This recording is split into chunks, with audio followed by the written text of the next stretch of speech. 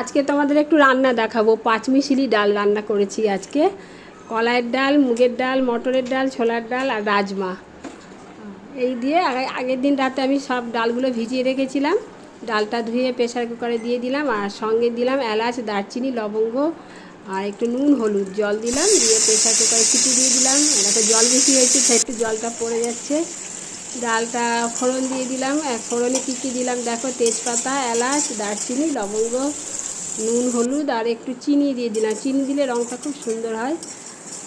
আর tomato কুচিয়ে দিয়েছি, কাঁচা লঙ্কাও চিড়ে দিয়েছি। এখন এটা দিলাম জিরে আর আদা বাটা।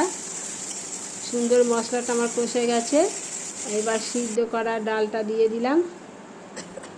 ডালটা একটু কষিয়ে নিলাম, নিয়ে আমি গরম জল করে রেখেছিলাম, গরম জলটা দিয়ে দিলাম। আমার ডাল রেডি হয়ে গেছে। একটু ঘি দিয়ে দিলাম আর একটু কারি পাতা দিয়ে দিলাম।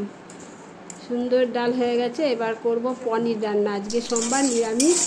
পনিরটা আমি একটু ফুটিয়ে নিই, জলে ফুটিয়ে ভেজে নিলাম। আর এই যে পনিরের মশলা, এখানে অনেক কিছু মশলা আছে, এরপরে আরেকবার তোমাদের দেখাবো।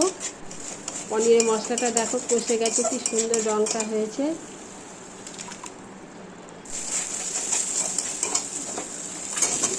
কেমন লাগলো আমার রান্নাটা তোমরা কমেন্ট করে জানাবে। এই যে ডাল হয়ে গেছে, পনির হয়ে গেছে, দেখতে কেমন হয়েছে সবাই কমেন্ট করে জানাবে। সবাই ভালো থেকো, সুস্থ থেকো।